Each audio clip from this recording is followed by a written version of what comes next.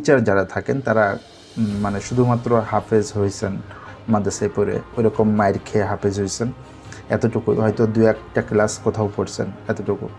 দেখা যায় যে তাদের আসলে জেনারেল যে নলেজ, বাহিরের যে নলেজ এবং বাহিরের যে পড়াশোনা, বাহিরের পড়াশোনা করেও না, কারণ পড়াশোনা করা হারাম মনে করে, মানে নিজে যেটা পড়ছে বা পড়তে বলছে ওটাই পড়ে, ওর বাহিরে এক পৃষ্ঠাও পড়ে না।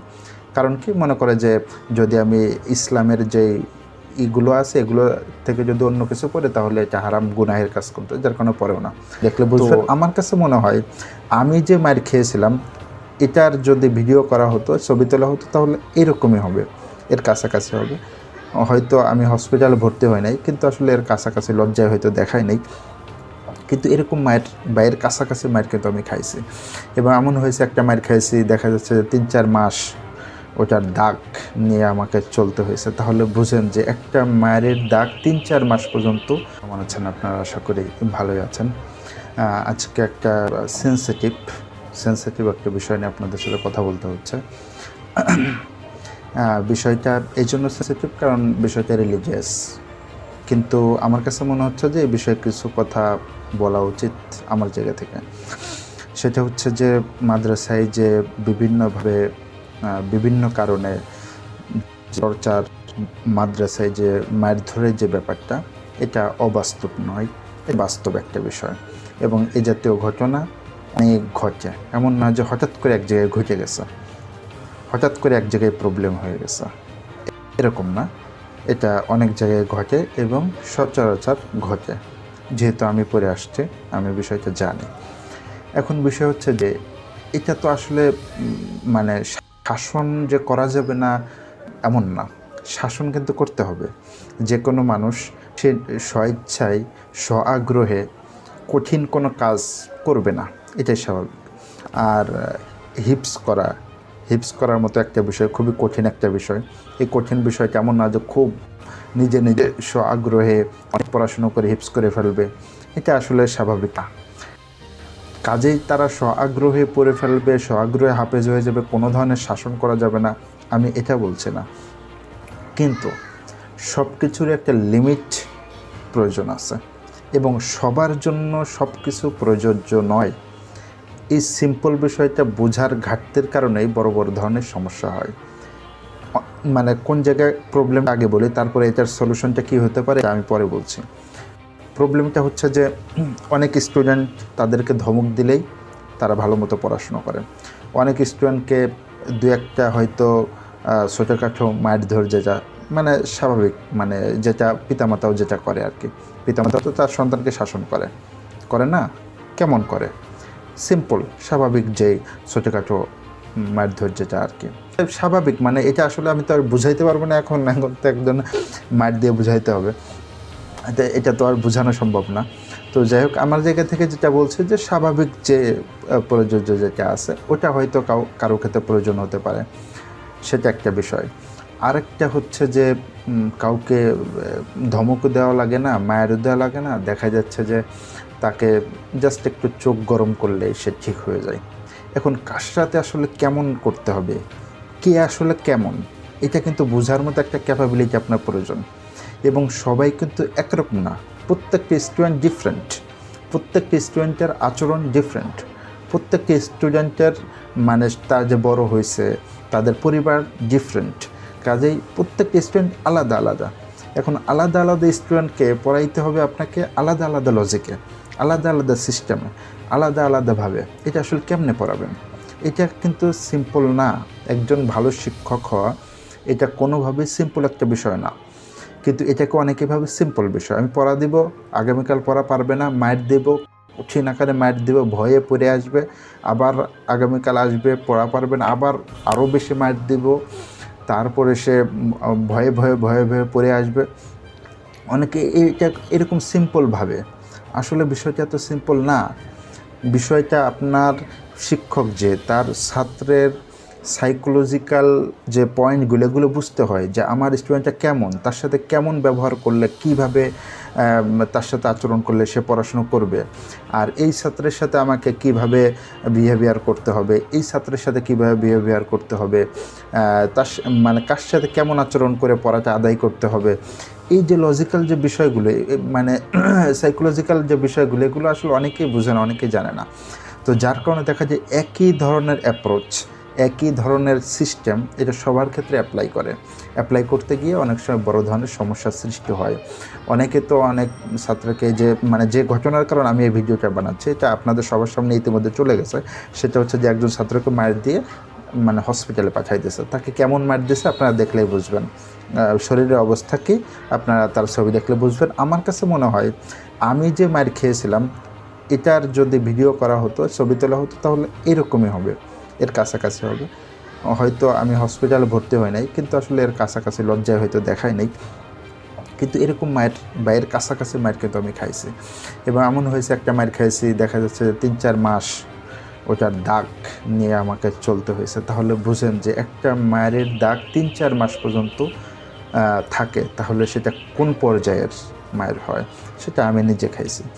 তো আমি আসলে খারাপ স্টুডেন্ট ছিলাম না, আর আমি এমন কোনো না যে খুব খারাপ কোনো কাজ করে ফেলছি যার কারণে আমাকে এরকম মার দেওয়া হয়েছে, বিষয়টা এরকম না। মানে খুঁজতে আসতে আমি নাই, আমি বাইরে গেছি বা আমি আশপাশে কোথাও গেছি, আমাকে পাই নাই, বাস তার রাগ উঠে গেছে, আমাকে ধরে নিয়ে কতগুলো যে মার দিছে এটা আসলে আমি গুনে করতে পারবো না যে কত মার দিছে। এবং সেম আমাকে মার দিছে ওই সময়ই, আমাকেও পায় নাই, সাথে আরেকজন, সে আবার একটু নামি দামি হুজুরের ছেলে ছিল, আরেকজন তাকেও পায় নাই। তাহলে সিস্টেমটাকে দুইজনকেই শাসন করা। তো তাকে কি করলো, তাকে জাস্ট বললো তোমার আব্বুর কাছে জানাবো, তোমার ব্যাপারে কথা বলবো, জাস্ট এতটুকু। তাকে কিন্তু কোনো ধরনের শাস্তি দেওয়া হয় নাই। আর আমাকে এমনভাবে মারা হয়েছে যে যেটা কত হবে 1-150 হয়ে যাবে কিনা আঘাত, এটা আসলে আমি মনে করতে পারতেছে না যে কী পরিমাণ মার দিছে। এবং এই হুজুরটা ঢাকার মোটামুটি প্রসিদ্ধ একটা মাদ্রাসা, যে মাদ্রাসার শুরুতে র, হা এই টাইপের আছে। তো এই টাইপের একটা মাদ্রাসা, এটা প্রসিদ্ধ একটা মাদ্রাসার হুজুর, যিনি এই জাতীয় বিহেভ করে আমাকে অনেকটা মানসিকভাবে অসুস্থ বানাই ফেলছে। এবং এখনও পর্যন্ত আমি এই অসুস্থতা নিয়ে চলাফেরা করছি এখনও পর্যন্ত। আমি আমার কাছে এখন যে ওই মাদ্রাসায় যাওয়ার পরে এবং ওই ধরনের কাহিনী হওয়ার পর থেকে মূলত আমার এই প্রবলেমটা হয় যে রাত্রে অনেক সময় হয়ে যায়। তো যাই হোক, আমি ওইটা বলতে চাচ্ছি না। বিষয় হচ্ছে যে এটা ওই হুজুরের কারণে আমার এটা তৈরি হয়েছে। তো এই জাতীয়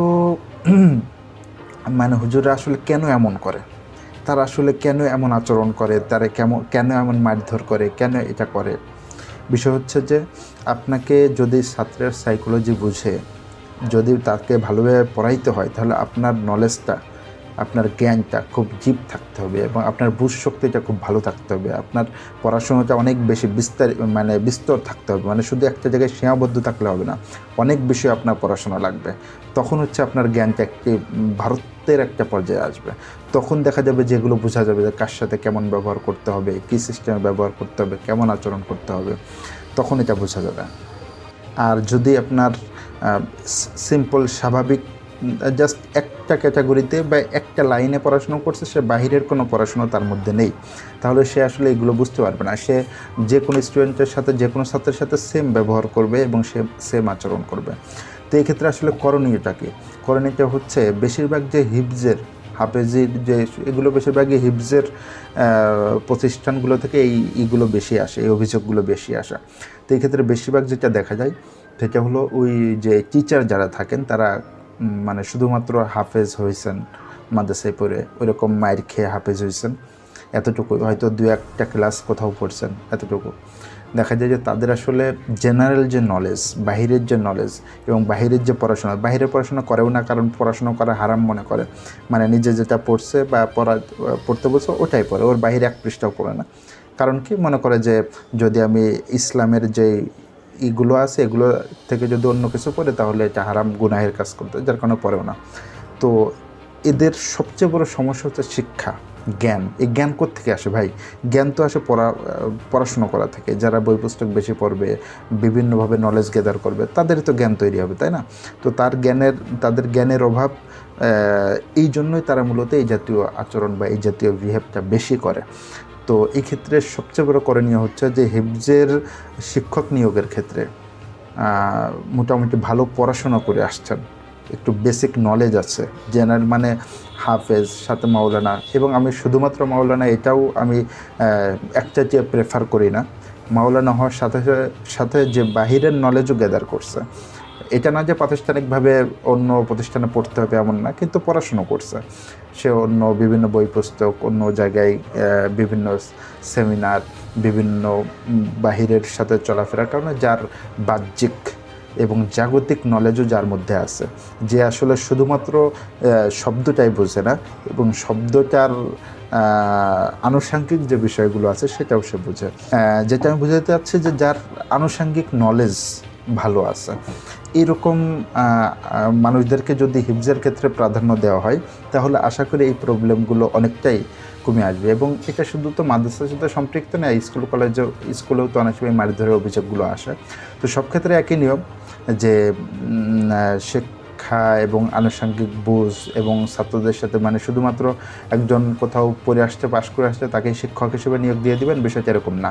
তার আসলে বাহ্যিক নলেজ কেমন, মানুষের সাথে বিহেভিয়ার কেমন, স্টুডেন্টদের সাথে বিহেভিয়ার কেমন, সে ছাত্রদের সাথে কিভাবে কথা বলে, কিভাবে চলে, সে কিভাবে বিহেভ করে, যদি কোনো ছাত্র দুষ্টুমি করে, তা কেউ যদি খারাপ মানে বেয়াদবি করে সেক্ষেত্রে কেমন সে আচরণ করে, এই সব কিছুকে মিলেই কিন্তু একজন শিক্ষক পরিপূর্ণ শিক্ষক হিসেবে তৈরি হয়। এবং একজন শিক্ষক নিয়োগের ক্ষেত্রে সব কিছুকে সামনে রেখেই তাকে গ্রহণ করতে হবে।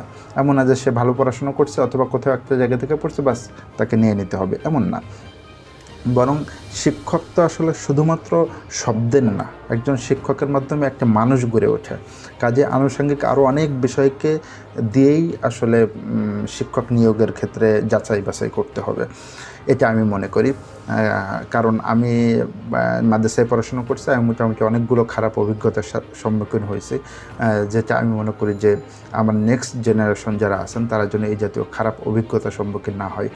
আসলে আমি মনে করি যে মাদ্রাসার শিক্ষা ব্যবস্থাকে অবশ্যই আধুনিকায়ন করতে হবে এবং সেখানে জেনারেল নলেজ বাধ্যতামূলকভাবে ঢুকাইতে হবে।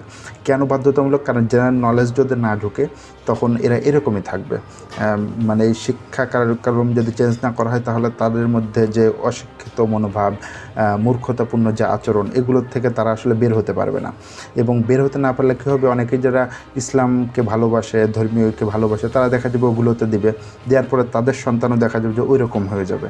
আসলে যেটা হয়তো তার পিতামাতা ওই রকম চায় নাই, কিন্তু হয়ে যাবে এরকম।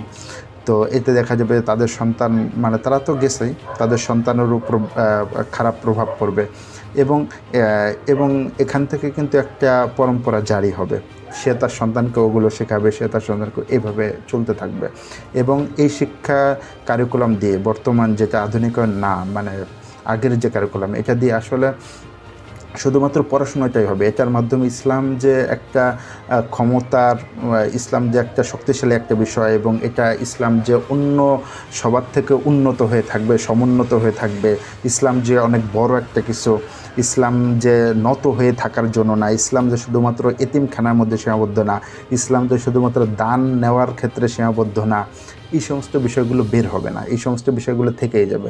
শুধু এই চাওয়া, লোভ, লালসা বা হীনমন্যতা বা গরিব যে আচরণ, গরিবানা যে আচরণ বা এই যে সীমাবদ্ধতাগুলো, এগুলো থেকে আসলে বের হওয়া পসিবল হবে না যদি এই শিক্ষা কারিকুলামটাকে চেঞ্জ না করা হয়।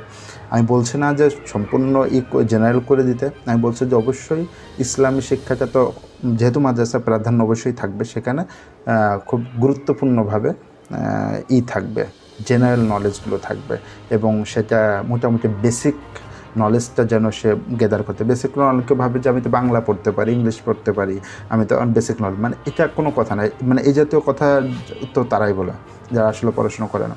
পড়াশোনাটা তো আপনি বাংলা পড়ার জন্য না, ইংলিশ পড়ার জন্য, পড়াশোনাটা হচ্ছে আপনার জ্ঞান অর্জন করার জন্য। আপনি বাংলা পড়তে পারেন কি আপনার জ্ঞান অর্জন হয়ে গেছে? মানে এই জাতীয় মূর্খতাপূর্ণ কথা বললে তো আসলে হয় না। যাই হোক, আশা করি নেক্সট কোনো ভিডিওতে আপনাদের সাথে আবার দেখা হবে এবং সেখানে অন্য কোনো বিষয় নিয়ে, অন্য কোনো টপিক নিয়ে কথা হবে।